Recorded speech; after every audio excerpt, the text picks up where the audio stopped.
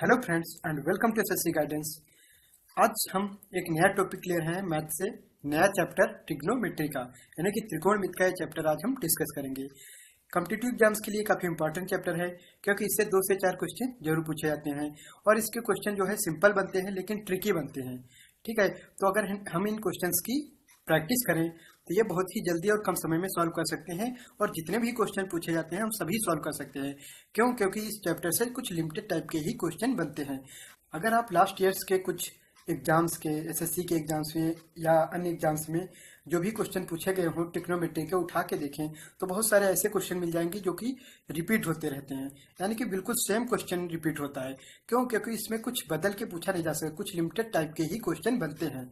ठीक है, तो इसमें कुछ घुमा के या कुछ अन्य कुछ नया करके नहीं पूछा जा सकता, तो इसमें कुछ लिमिटेड टाइप के क्वेश्चन बनते हैं। तो अगर आप इस क्वेश्चन के, इस चैप्टर के सभी क्वेश्चन की प्रैक्टिस कर लें तो आप जितने भी क्वेश्चन पूछे जाएंगे सभी क्वेश्चन सॉल्व कर सकते हैं, कोई भी क्वेश्चन छूटेगा नहीं। और चूंकि ट्रिकी क्वेश्चन होते हैं इस चैप्टर से, इसलिए आप अगर प्रैक्टिस कर ले तो बहुत ही कम समय में उन क्वेश्चंस को सॉल्व कर लेंगे। ठीक है, तो आज हम इस चैप्टर से जितने भी टाइप्स के क्वेश्चन बनते हैं उनकी जो भी ट्रिक्स हैं, जो भी इंपॉर्टेंट टाइप के क्वेश्चन बनते हैं, सभी की ट्रिक्स आज हम इस वीडियो में कवर करेंगे। तो इस वीडियो को अगर शुरू से अंत तक आप देख लेंगे तो जितने भी आपको कुछ ऐसे इंपॉर्टेंट टाइप के ट्रिक्स मिल जाएंगी, जैसे क्वेश्चन जरूर से रिपीट होते रहते हैं, यानी कि कुछ ऐसे क्वेश्चन होते हैं जो एग्जाम्स में रिपीट होते रहते हैं ट्रिग्नोमेट्री के, तो उन सभी क्वेश्चंस की आज हम 7 ट्रिक्स लेंगे। ठीक है, तो चलिए शुरू करते हैं आज का चैप्टर। और पहले हम देखेंगे इसकी कुछ बेसिक इन्फॉर्मेशन, यानी कि साइन, जैसे कि यहाँ पे sign theta, cos theta, tan theta, इनका फार्मूला क्या होता है, ये कुछ बेसिक इन्फॉर्मेशन देख लेते हैं। उसके बाद हम इस चैप्टर की आगे की 4 ट्रिक्स देखेंगे। ठीक है, तो साइन थीटा इक्वल टू क्या होता है? लंब बटे कर्ण, यानी कि परपेंडिकुलर बटे हाइपोटेनस। तो ये कब होता है? अगर हमारा कोई राइट एंगल ट्रायंगल हो, यानी कि कोई समकोण त्रिभुज, और उसका जो समकोण के सामने की भुजा साइड होती है उसे क्या कहते हैं? हाइपोटेनस, यानी कि कर्ण। ठीक है, और कोई एक एंगल हम ले लेंगे जिसके सापेक्ष हम इस फार्मूले बना रहे हैं, यानी कि थीटा किस एंगल की वैल्यू है। तो अगर ये एंगल हम लेंगे, इसको थीटा लेंगे, तो इसके सामने की जो भुजा होगी वो बन जाएंगी परपेंडिकुलर, यानी कि लंब। ठीक है, और जो शेष भुजा बचती है उससे हम आधार मानते हैं, यानी कि बेस। ठीक है, तो ये हो जाएगा हमारा बेस। अगर हम ये एंगल लेते तो फिर ये परपेंडिकुलर और ये बेस बन जाता। ठीक है, तो ये अगर एंगल लिया है तो ये परपेंडिकुलर लंब और ये बेस आधार बन जाएगा। तो इसके अनुसार, इस फिगर के अनुसार अगर हम देखें, फार्मूले क्या बनेंगे? साइन थीटा इक्वल टू होता है लंब बटे कर्ण, यानी परपेंडिकुलर बटे हाइपोटेनस, और कॉस थीटा इक्वल होता है आधार बटे कर्ण, यानी कि बेस बटे हाइपोटेनस। इसी तरह टेन थीटा लंब बटे आधार, यानी परपेंडिकुलर बटे बेस। और कॉट थीटा क्या होता है? टेन थीटा का अपोजिट होता है। ठीक है, क्योंकि कॉट थीटा इक्वल टू क्या हो जाएगा? 1/tan theta. यानी जो tan थीटा की वैल्यू हो उसको अगर उल्टा कर दें, लंब बटे आधार था तो आधार बटे लंब, यानी कि बेस बटे परपेंडिकुलर कर देंगे तो कॉट थीटा की वैल्यू आ जाएगी। इसी तरह सेक थीटा इक्वल टू क्या होता है? सेक थीटा क्या होता है? कॉस थीटा का अपोजिट होता है, तो सेक थीटा इक्वल टू क्या बन जाएगा? 1/cos theta. तो इसका वैल्यू क्या हो जाएगी? उसमें आधार बटे कर्ण था तो इसमें कर्ण बटे आधार, यानी कि हाइपोटेनस अपॉन बेस हो जाएगा। ठीक है, इसी तरह कॉसेक थीटा क्या होता है? 1/sin theta. साइन थीटा का अपोजिट होता है, तो इसीलिए यहाँ पे वो लंब बटे कर्ण था तो यहाँ हो जाएगा कर्ण बटे लंब, यानी कि हाइपोटेनस अपॉन परपेंडिकुलर। ठीक है, तो ये होते हैं इन sine theta, cos theta, cosec theta तक ये जो फार्मूले होते हैं, इसको शॉर्ट में हम याद कर सकते हैं LAL, यानी कि लाल बटे कक्का, जो शॉर्ट में याद करते हैं, ऐसे याद कर सकते हैं। ये हो जाएगा साइन, कॉस और टेन के लिए, यानी कि हम अगर पहला ले L/K, तो क्या है? L लंब है और K कर्ण है, यानी कि लंब और कर्ण को शॉर्ट में लिखा गया है, तो ये हो जाएगा साइन थीटा। इसी तरह आधार बटे कर्ण ले लेंगे तो क्या हो जाएगा? Cos theta. और लंब बटे आधार ले लेंगे तो बन जाएगा टेन थीटा। ठीक है, तो लाल बटे कक्का ऐसे भी याद कर सकते हैं। तो L फॉर लंब और A फॉर आधार और K फॉर कर्ण, ये हो जाएगा। ठीक है, और इसी को उल्टा कर देंगे, अगर K अपॉन LAL कर दें तो क्या बन जाएगा? इन्हीं का उल्टा बन जाएगा, यानी साइन का उल्टा क्या होता है? कॉसेक। तो कॉसेक की वैल्यू हो जाएगी और ये हो जाएगा सेक का, हो जाएगा कॉस का उल्टा सेक होता है, तो ये सेक का हो जाएगा और ये हो जाएगा कॉट का। ठीक है, तो ये यहाँ हो जाएंगे इनके फार्मूले। अब हम नेक्स्ट देखते हैं, आगे के फार्मूले देखते हैं। तो आगे यहाँ वैल्यू दी गई है किसकी? Sign theta, cos theta, tan theta और कॉसेक कॉट, यानी कि इन सबकी वैल्यू कहाँ से कहाँ तक होती है। क्वेश्चंस को सॉल्व करने में ये काफी हेल्प करता है। तो अगर हम साइन थीटा और कास थीटा इन दोनों की वैल्यू कहाँ से कहाँ तक होती है, कि -1 से बड़ी या बराबर होती है और +1 से छोटी या बराबर होती है। यानी कि क्या होगा, अगर हम बना लें तो 0 1 प्लस में ले लें और 1 माइनस में, तो इनकी वैल्यू -1 से +1 के बीच में होती हैं और इनके इक्वल भी हो सकती हैं। यानी कि साइन थीटा और या कास थीटा की वैल्यू क्या होगी, एक -1 से बड़ी या बराबर और +1 से छोटी या बराबर, यानी कि -1 से +1 के बीच में होंगी। ठीक है, यानी कि -1 भी हो सकती है, +1 भी, और इनके बीच में कुछ भी। तो ये हो जाएगा साइन थीटा की वैल्यू इनके बीच में होती है। और अगर tan थीटा है कॉट थीटा की देखें तो इनकी वैल्यू क्या आती है, -∞ टू +∞, यानी कि -∞ से +∞ तक, यानी कि जितनी भी संख्या सभी आ जाएंगी, क्योंकि 0 से -∞ इधर और +∞ इधर, तो दोनों के बीच की, यानी सभी संख्याएं कुछ भी वैल्यू हो सकती है इसकी। तो tan थीटा है कॉट थीटा की वैल्यू कहाँ से कहाँ तक होती है, -∞ टू +∞ तक। और सेक थीटा और कासेक थीटा की वैल्यू देखें तो क्या होती है, -1 से छोटी या इक्वल। ठीक है, यानी कि -1 से छोटी होगी तो क्या होगी, अगर हम इसको बना लें तो 0 है, ये -1 है, -1 से छोटा, छोटा किधर जाता है, इस साइड, यानी कि -1 के इस साइड की सारी संख्या हो सकती हैं, और +1 से बड़ी या बराबर, तो +1 ले लेंगे और इससे बड़ी या बराबर, यानी +1 से लेकर इस तरफ की सारी संख्याएं, यानी कि 0 से 1 और 0 से +1 तक नहीं होंगी, +1 के पहले तक, क्योंकि +1 और -1 तो होती ही हैं, हो सकती हैं, क्योंकि -1 के इक्वल या बराबर, -1 से छोटा या बराबर, तो यानी कि -1 के इधर की वैल्यू होगी या फिर -1। ठीक है, तो इधर से लेके सारी वैल्यू हो सकती हैं और +1 से लेके इधर की सारी वैल्यू हो सकती हैं, किसकी, सेक थीटा या कोसेक थीटा की। ठीक है, तो रहे इनकी वैल्यू। अब देखते हैं नेक्स्ट फार्मूले, त्रिकोणमितीय संख्याएं दी हुई हैं कुछ, इससे काफी इंपॉर्टेंट क्वेश्चन बनते हैं, इससे जरूर एक आधे क्वेश्चन पूछे जाते हैं। तो चलिए देखते हैं। तो पहली सिंपल सा है, sine square theta plus cos square theta equal to क्या होता है, 1। इसी को अगर पक्षांतर करके अन्य फार्मूले कैसे बनते हैं, 1 अगर कास स्क्वायर थीटा को पक्षांतर करें तो 1 minus cos square theta equal to sine square theta हो जाएगा। और दूसरा क्या बनेगा, अगर साइन स्क्वायर थीटा को पक्षांतर करेंगे तो 1 minus sine square theta equal to क्या हो जाएगा, कास स्क्वायर थीटा। ठीक है, तो इसके फार्मूले बनते हैं, इन सभी फॉर्म में हम इनको याद रखेंगे। और जो मेन फार्मूला बनेगा वो इससे बनेगा, इससे क्या बनता है कि sec square theta minus tan square theta 1 है, तो इसको तो पहले हम किस फॉर्म में, अन्य एक फॉर्म में दिया होता है, कैसे, अगर tan स्क्वायर थीटा को 75 कर दें तो 1 plus tan square theta equal to क्या हो जाएगा, सेक स्क्वायर थीटा। इस फॉर्म में भी लिखा होगा तो इसको भी याद रखेंगे। और यहाँ पे फार्मूला जो मेन बनता है, यहाँ पे ये क्या लिखा हुआ है, sec square theta minus tan square theta equal to 1।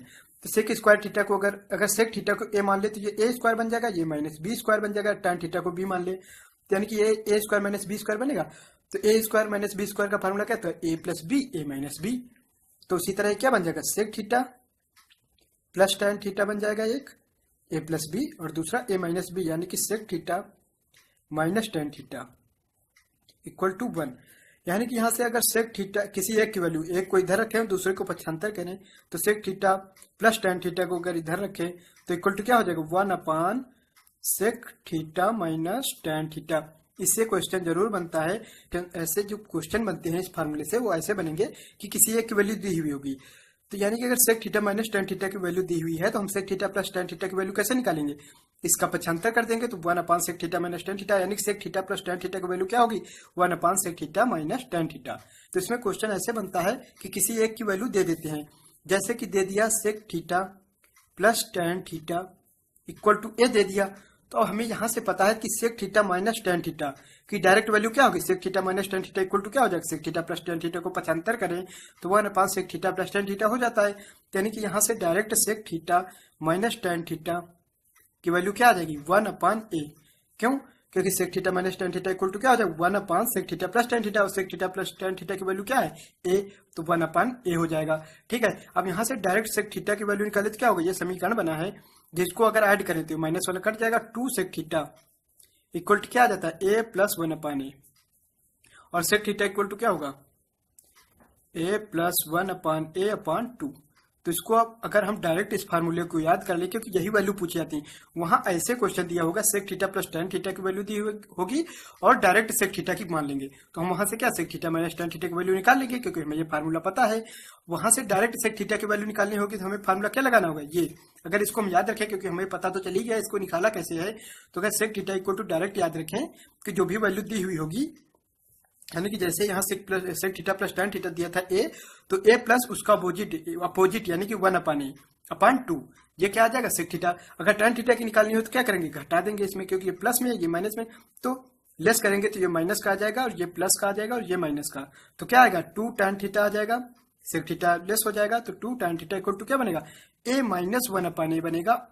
और 2 को जब पक्षांतर करेंगे तो tan theta equal to formula क्या बनेगा, ए माइनस 1/a/2, तो ये बन जाएगा tan थीटा इक्वल टू, यानी कि अगर सेक थीटा की वैल्यू पूछेंगे तो डायरेक्ट ये फार्मूला हमें लगाना होगा, और tan थीटा पूछे डायरेक्ट ये। ठीक है, तो जो भी वैल्यू दी हुई हो एक ही जगह पे उसको रख के हम डायरेक्ट आंसर निकाल सकते हैं। इस टाइप के क्वेश्चन जरूर बनते हैं। ठीक है, तो इस फार्मूले को हम डायरेक्ट याद करके रखेंगे, क्योंकि हमें पता चल गया यहाँ से हमने जो भी निकाला है, यानी प्रोसेस हमें पता है कि हमें किस तरह से निकालना है। ठीक है, तो सिंपल था, sec square theta minus tan square theta 1 होता है, और सेक जो क्योंकि ये ए स्क्वायर ये बी स्क्वायर है, तो A square minus B square बन जाएगा, तो A square minus B square का फार्मूला क्या होता है, A plus B A minus B. तो उसी तरह से बना के हमने सेक थीटा और टेन थीटा की, क्योंकि इनकी डायरेक्ट वैल्यू पूछी जाती है, इसलिए हम डायरेक्ट इनका फार्मूला याद रखेंगे। इसी तरह अगर इसमें देखें तो इसमें भी क्या है, cosec square theta minus cot square theta equal to 1 है, तो इसका दूसरा फॉर्म में क्या बनेगा, 1 plus cot square theta equal to cosec square theta, इसमें भी याद रखेंगे हम। ठीक है, लेकिन इसका मेन फार्मूला यहीं से बनेगा। ये भी क्या है, A square minus B square equal to 1 है, तो A square minus B square को अगर हम कन्वर्ट करें तो क्या बन जाएगा, ए प्लस बी यानी cosec theta plus cot theta और into cosec theta minus cot theta.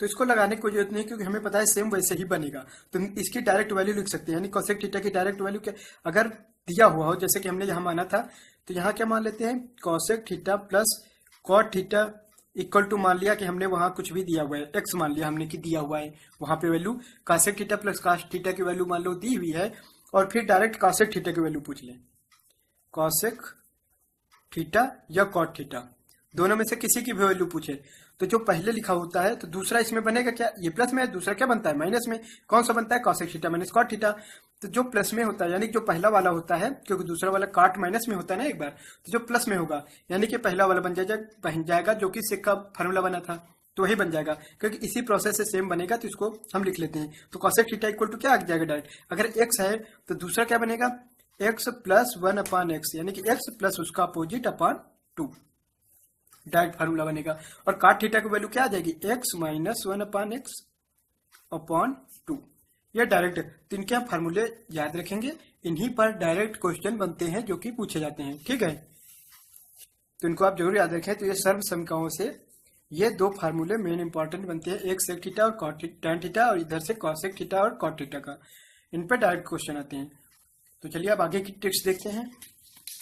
Next topic है हमारा मैक्सिमा एंड मिनिमा, यानी कि मैक्सिमा और मिनिमम निकालने की शॉर्ट ट्रिक्स क्या होती हैं या फार्मूले क्या होते हैं, क्योंकि मैक्सिमम वैल्यू या मिनिमम वैल्यू निकालने के लिए जरूर पूछा जाता है, एक या दो क्वेश्चन ऐसे जरूर बनते हैं।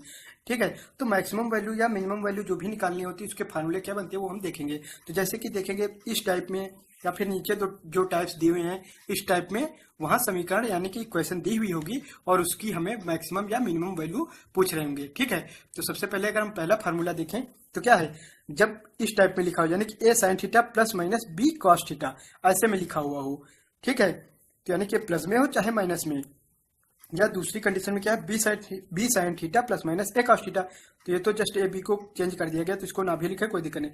यानी कि सिंपल यहाँ ये समझना है कि साइन थीटा और कॉस थीटा के बीच में प्लस या माइनस कुछ भी होना चाहिए और उनके साथ में कोई ना कोई नंबर्स दिए होंगे।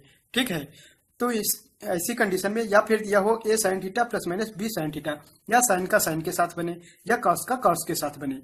ठीक है, तो ऐसी कंडीशन में मैक्सिमम वैल्यू क्या होती है, मैक्सिमा अगर निकालना हो मैक्सिमम वैल्यू तो हम फार्मूला लगाएंगे direct under root A square plus B square, यानी कि उनके साथ जो भी न्यूमेरिकल वैल्यू होगी ए और बी, ठीक है, उनकी वैल्यू रख देंगे, उनके स्क्वायर को ऐड कर देंगे, यानी कि उनके वर्गों का योग का वर्गमूल निकालेंगे तो आंसर आ जाएगा मैक्सिमम वैल्यू का।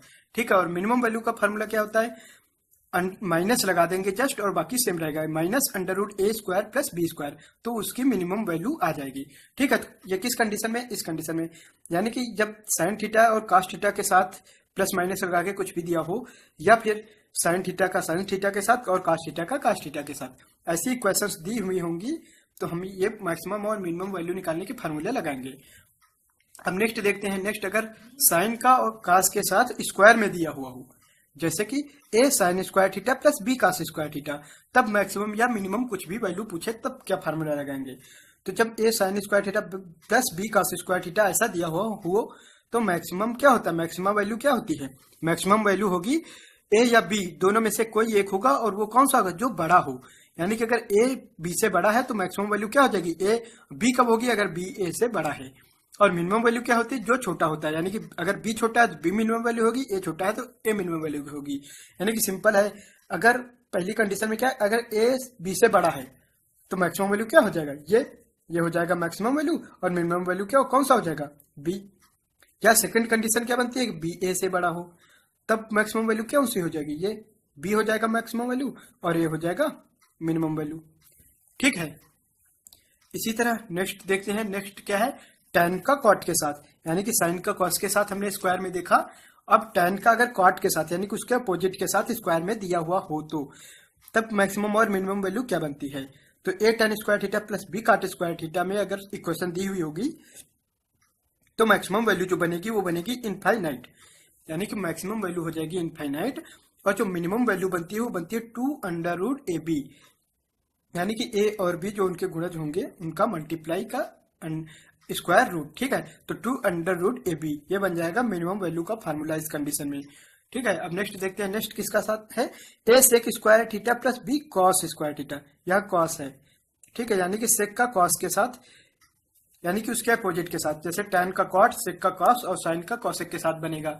ठीक है, तो A sec square theta plus B cos square theta, इसमें मैक्सिमम और मिनिमम वैल्यू क्या बनती है, मैक्सिमम बनती है इनफाइनाइट और मिनिमम बनती है 2 रूट ए बी, सेम वही फार्मूले बनते हैं। और अगर साइन का कॉसेक के साथ, यानी कि ये तीनों फार्मूले किसके थे, अपोजिट के, tan का कॉट के साथ, सेक का कॉस के साथ और साइन का कॉसेक के साथ, यानी कि उनके एक दूसरे के अपोजिट के साथ। तो साइन का कॉसेक के साथ जब बनाएंगे तो सेम वही फार्मूला बनेगा, maximum value infinite, minimum value 2 under root A B. ठीक है, तो यहाँ जितने भी फार्मूले थे इनको सबको बिल्कुल क्लियर याद होने चाहिए, यानी कंफ्यूजन नहीं होना चाहिए। पहला फार्मूला किसका किसके साथ था, साइन कॉस के साथ, यानी कि कोई स्क्वायर नहीं था, साइन कॉस या साइन का साइन के साथ या कास का कास के साथ, तो ये फार्मूले बनते हैं मैक्सिमम और मिनिमम वैल्यू के। उसके बाद था साइन स्क्वायर का कास स्क्वायर के साथ, यानी साइन और कास का उनके स्क्वायर के साथ। ठीक है, तो उसमें मैक्सिमम और मिनिमम का ये कंडीशन बनती है 2।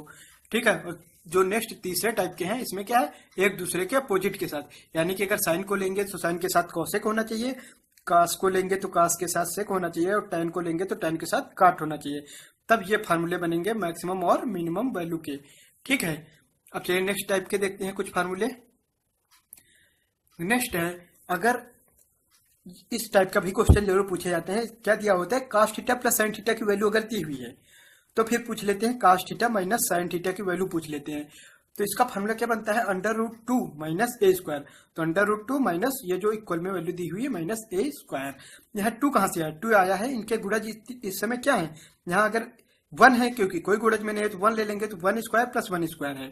ठीक है, अगर हम गुणज ए ले लें, यानी कि A cos theta plus B sine theta, अगर गुणज ले ले और फिर पूछे A cos theta plus minus B cos sine theta की वैल्यू पूछे, तो यहाँ क्या आ जाएगा, यहाँ आ जाएगा under root A square plus B square minus, sorry यहाँ ए पहले से ही था तो यहाँ हम एक्स और वाई लेते हैं, तो एक्स और वाई लेंगे तो क्या बनेगा, X square plus Y square minus A square. ठीक है, ऐसा बनेगा। अब चलिए नेक्स्ट देखते हैं फार्मूला। नेक्स्ट है, जब वैल्यू दी हुई है sine theta, sine 2 theta, sine 4 theta, अगर इस टाइप का बन रहा है इक्वेशन तो इसकी डायरेक्ट वैल्यू हम कैसे निकालेंगे, 1/4 साइन 3 थीटा से निकालेंगे। ठीक है, कैसे, जैसे कि कोई एग्जांपल ले हम दिया है, जैसे कि दिया हुआ है साइन 10 दिया हुआ है, साइन 10 डिग्री इंटू साइन 20, दूसरा क्या है साइन 2 थीटा यानी कि साइन 20, और तीसरा दिया हुआ है साइन फिर क्या है 4 थीटा यानी कि 40, ठीक है, 10 था, थीटा का 4 थीटा यानी 40। इसकी वैल्यू अगर डायरेक्ट पूछे तो क्या डायरेक्ट फॉर्मूला बनता है 1/4 साइन 3 थीटा। तो 1/4 इंटू साइन 3 थीटा क्या हो जाएगा, साइन 3 इंटू थीटा की वैल्यू क्या थी 10, तो क्या बन जाएगा 1/4 साइन 30। तो यहाँ हम साइन 30 की वैल्यू 1/2 रख देंगे तो हमारा आंसर आ जाएगा। ठीक है, तो इसका डायरेक्ट फार्मूला बनता है। इसी तरह अन्य का भी बन जाएगा, तो 1/8 इस यहाँ पे वैल्यू आएगी। ठीक है, तो यहाँ डायरेक्ट फार्मूला ये बनता है कि sine theta into sine 2 theta into sine 4 theta. अगर इस टाइप में वैल्यू दी हुई है तो डायरेक्ट फार्मूला हम लगाएंगे 1/4 साइन 3 थीटा। इसी तरह अगर cos theta into cos 2 theta into cos 4 theta दिया हुआ है तो फार्मूला क्या लगाएंगे 1/4 cos 3 थीटा। और नेक्स्ट है tan थीटा tan 2 थीटा या tan 4 थीटा में दिया हुआ होगा तो फार्मूला लगाएंगे tan 3 थीटा। ठीक है, तो ये फार्मूले बनते हैं इस टाइप में। अगर क्वेश्चन बने तो उनके डायरेक्ट फार्मूले ये हम लगा के आंसर निकाल लेंगे। ठीक है, तो चलिए आप नेक्स्ट ट्रिक्स देखते हैं। नेक्स्ट क्वेश्चन बनते हैं इस टाइप के, यानी कि सीरीज दी हुई होगी tan की या cot की या cos या sin की, ऐसी कोई सीरीज दी हुई होगी उनके एंगल्स के साथ, यानी कि थीटा की वैल्यू दी हुई होगी और उनका डायरेक्ट आंसर पूछते हैं। तो इनका डायरेक्ट आंसर बनता है क्योंकि ऐसे ही टाइप के क्वेश्चन बनेंगे, इनमें कुछ बदल के बनाया जाएगा तो आंसर नहीं आएगा। ठीक है, इसीलिए ऐसे ही बनते हैं, फिक्स क्वेश्चन होता है, तो इनको आप जरूर तैयार कर लें। तो इनमें बनता क्या है, जैसे tan का देखें तो tan 1 tan 2 tan 3 डिग्री सभी इंटू में है, और आगे क्या है tan 88 tan 89 यानी tan 89 तक है, 1 to 89 तक। और इसकी डायरेक्ट वैल्यू क्या होती है 1। अब ये कैसे होती है, अगर यहाँ देखें तो टोटल पद कितने हैं 89, क्योंकि 1 tan 1 to tan 89 है, तो यानी 89 टर्म्स होंगे इसमें टोटल। ठीक है, तो यहाँ पे क्या बनेगा, यानी कि अगर हम बीच में 45 आएगा, 45 को ले लें तो उसके यानी कि 89 में क्या बनेगा, अगर हम एक तरफ 44 ले लें और दूसरी तरफ 44 ले लें तो कितने हो जाएगा 88, और बीच में एक बचेगा, बीच में जो एक बचता है वो 44 है, तो उसके पहले 44 इधर और 44 उधर। और tan 45 की वैल्यू क्या होती है 1, यानी कि इंटू में 1 आएगा, और इनकी जो वैल्यू बनेगी इधर हम tan में रहने देंगे और इधर cot में, यानी कि जैसे कि tan 88 है तो ये cot में क्या बनेगा cot 90 माइनस सॉरी ये tan 90 माइनस 2। अगर हम tan 90 माइनस 2 जैसे 88 को लें tan 90 माइनस 2 और 89 को लें तो tan 90 माइनस 1 ये लिख सकते हैं हम। क्यों, क्योंकि 90 माइनस 2 अगर करेंगे तो 88 ही आएगा और 90 माइनस 1 करेंगे तो 89, यानी कि हम ऐसे लिखा है तो इसको इस तरह लिख सकते हैं। और tan 90 माइनस 1 की वैल्यू क्या होगी cot 1, ये होता है। ठीक है, तो हम यहाँ पे अगर cot 1 रखेंगे और यहाँ पे क्या आ जाएगा cot 2, यानी tan के इंटू में इसी तरह cot 1 जैसे यहाँ इधर से बनेगा tan 1 tan 2 tan 3, उधर से बनता है cot 1 cot 2 cot 3। तो क्या होगा tan 1 से cot 1 कट जाएगा क्योंकि दोनों एक दूसरे के अपोजिट है, tan 1 इक्वल टू होता है 1/cot 1। ठीक है, तो दोनों, क्योंकि जब cot 1 को हम tan में लिखेंगे तो क्या लिखेंगे 1/tan 1, तो tan 1 इधर हमारे पास शुरू में था तो उससे tan 1 मल्टीप्लाई में है तो कट जाएगा। ठीक है, तो ऐसे सभी कटते हुए आएंगे और बीच में जो tan 45 है उसकी भी वैल्यू 1 होती है, यानी कि 1 1 1 सभी मल्टीप्लाई होंगे तो आंसर क्या आएगा 1। इसी तरह काट में भी सेम बनता है, बीच में 45 आएगा, काट 45 की वैल्यू 1 होती है, और उसके इधर और इधर एक तरफ हम tan में चेंज कर लेंगे और दोनों कट जाएंगे क्योंकि एक दूसरे के अपोजिट होते हैं, तो वहां से वैल्यू भी हमारी 1 आती है। ठीक है, और नेक्स्ट cos में जो बनती है सीरीज वो ऐसे बना के देंगे। cos में अगर सेम जैसे ऊपर tan में बना के दे रहे हैं, अगर ऐसे ही बना के दे दें 9, ठीक है, अगर ऐसे ही बना के दे दें 89 तक तो कोई आंसर नहीं आएगा। क्यों, क्योंकि cos में चेंज नहीं होता, cos में जब चेंज करते हैं तो साइन में आता है, और cos और साइन जैसे tan और cot तो यहाँ कट जा रहा था, cos और साइन में तो कटता नहीं है, तो cos और साइन में अगर ऐसे 1 to 89 देंगे कभी आंसर नहीं आ सकता, यानी कि हम नहीं निकाल सकते, तो वैसा नहीं पूछेंगे। तो cos में कैसा पूछते हैं, cos में या तो 90 तक ले जाएंगे या फिर 180 तक, क्योंकि जब 90 तक ले जाएंगे तो cos 90 की वैल्यू क्या होती है 0, तो यानी 0 के मल्टीप्लाई में सभी आ जाएंगे तो आंसर क्या आ जाएगा 0। इसी तरह अगर cos 180 तक ले जाएंगे तो बीच में तो cos 90 कहीं ना कहीं आ गया होगा ना, क्योंकि 1 to 180 ले गए हैं तो बीच में cos 90 आएगा, तो cos 90 की वैल्यू क्या होती है 0, तो इसीलिए इसका भी वैल्यू 0 हो जाएगी। ठीक है, तो ये इसी सेम टाइप का ही क्वेश्चन बनेगा, क्योंकि इसको चेंज नहीं कर सकते, चेंज करेंगे आंसर नहीं निकलेगा। और इसी तरह साइन में क्या बनता है, साइन में भी बनता है, या तो साइन में डायरेक्ट 180 तक ही बनाएंगे, इससे पहले का बनाएंगे तो साइन 90 की वैल्यू 1 होती है, तो साइन 90 की वैल्यू तो कुछ ऐसी होती है 1 हो जाएगी, बाकी की वैल्यू हम निकाल नहीं सकते, क्योंकि अगर एक तरफ साइन 1 है दूसरी तरफ साइन 89 होगा, साइन अगर 89 है और उसको हम कॉस में चेंज करेंगे तो क्या आएगा, cos 1 आएगा। ठीक है, क्योंकि 89 को क्या लिख सकते हैं, साइन 90 माइनस 1, तो आएगा cos 1, और साइन cos में कुछ भी कैंसिल तो होगा नहीं, तो वैल्यू हमारी आएगी नहीं। तो यानी कि इसको 180 तक देते हैं, और 180 का पता है कि साइन 180 की वैल्यू 0 होती है, तो 0 की मल्टीप्लाई में सभी है, तो आंसर क्या बन जाता है इसका, 0। इसलिए इस टाइप में ही पूछेंगे। अब अगर नेक्स्ट देखें तो इसमें क्या होता है, यानी कि अगर ये जो सीरीज टाइप के क्वेश्चन थे इनको हम देखें तो इनमें इसी टाइप के क्वेश्चन बनेंगे, यानी कि इसमें कुछ वेरिएशन नहीं कर सकते अगर इस टाइप के बना रहे हैं। इनमें जो वेरिएशन करके यानी जो क्वेश्चन बनते हैं वो फिर स्क्वायर में बनते हैं, क्योंकि साइन और कास का जो संबंध होता है स्क्वायर में अगर कर दिया जाए, यानी कि sine square theta plus cos square theta कर दिया जाए तो यहाँ से कुछ बनता है, यानी कि 1 आता है आंसर। तो ऐसे टाइप के करके भी क्वेश्चन देते हैं कि एक तरफ sine square 1 plus sine square 2 और दूसरी तरफ अगर 89 तक ले जाएंगे तो साइन स्क्वायर, तो जब साइन 89 को चेंज करेंगे तो कास स्क्वायर आएगा 1, तो साइन स्क्वायर कास स्क्वायर 1 और शुरू का साइन स्क्वायर 1, दोनों ऐड करेंगे तो 1 आएगा। ठीक है, तो इस टाइप का क्वेश्चन इसमें वैल्यू निकाली जा सकती है। तो स्क्वायर में भी क्वेश्चन बनता है, तो उसको हम जब क्वेश्चन लेंगे इस चैप्टर के तो उसमें कवर करेंगे नेक्स्ट वीडियो में। ठीक है, तो चलिए अब देखते हैं नेक्स्ट ट्रिक क्या है। दिया हुआ है कि जब भी इस टाइप के क्वेश्चन आए, ये काफी इंपॉर्टेंट क्वेश्चन बनते हैं, ऐसे पूछे भी जाते हैं। इसमें क्या होता है कि अगर इसको हम नॉर्मली सॉल्व करें तो कैलकुलेशन बहुत बड़ी हो जाएगी, तो इसको हम कैसे सॉल्व करें शॉर्ट ट्रिक के द्वारा, उसको देखते हैं। तो दिया क्या हुआ है कि cosec theta minus sine theta की वैल्यू दी हुई L, sec theta minus cos theta की वैल्यू दी हुई एम, और फिर ऐसा समीकरण दे देते हैं कि L square M square into L square plus M square plus 3, इसकी वैल्यू पूछ ली। तो इसकी वैल्यू हम कैसे, तो यहाँ एल और एम की वैल्यू निकाल के फिर इनको स्क्वायर और क्यूब करके सॉल्व करके, तो वैसे काफी बड़ी कैलकुलेशन हो जाती है। तो इसको हम सॉल्व कैसे करेंगे, तो इसी तरह जब भी ऐसा दिया हो या भी कोई अन्य तरह का भी बन सकता है। तो जब इनके साथ दिए होते हैं तो क्या किया जाता है, तो ऐसे प्रश्नों को हल करते समय थीटा की कोई भी वैल्यू ले लें। थीटा की वैल्यू किसमें, एंगल में हम ले लेंगे। जैसे कि थीटा की वैल्यू जिसमें हमें आसान पड़ेगा, यानी कि अगर साइन वाइन है तो हम 30 ले लेंगे अगर साइन थीटा आ रहा है, क्योंकि साइन 30 की वैल्यू 1/2 होती है, आसानी से सॉल्व हो जाएगा।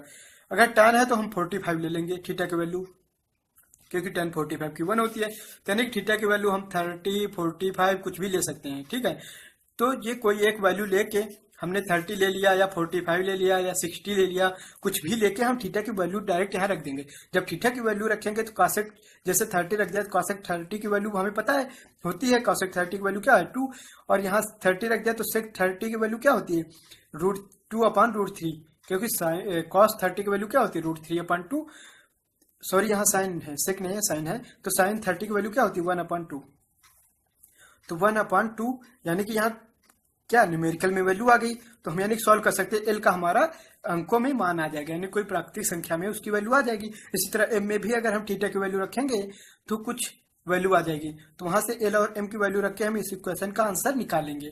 ठीक है, इसलिए हम इस ट्रिक का प्रयोग करेंगे, वरना ये क्वेश्चन बहुत ही लेंथी बन जाएगा। तो ये थे आज की हमारे इस चैप्टर की कुछ ट्रिक्स जिनको हमने लिया। बाकी इस चैप्टर के बहुत सारे फार्मूले भी बनते हैं और अन्य वैल्यूज भी बनती हैं जिनको हम अपने अन्य वीडियोज में कवर करेंगे। तो आज इस वीडियो में हमने सिर्फ ट्रिक लिए हैं, जो क्योंकि कुछ बहुत सारे ट्रिकी टाइप के क्वेश्चन बनते हैं और वही ज़्यादातर पूछे जाते हैं, इसलिए आज के इस वीडियो में हमने कई सारी ट्रिक्स कवर की हैं। तो आई होप कि आज का वीडियो आपको पसंद आया होगा। तो अगर ये वीडियो पसंद आया हो तो इसे लाइक एंड शेयर जरूर करें, और ऐसे ही अन्य वीडियो देखने के लिए हमारे चैनल को सब्सक्राइब जरूर करें, क्योंकि ऐसे इन टॉपिक्स पर वीडियो हम बनाते रहेंगे। तो चलिए मिलते हैं नेक्स्ट वीडियो में। Thanks for watching.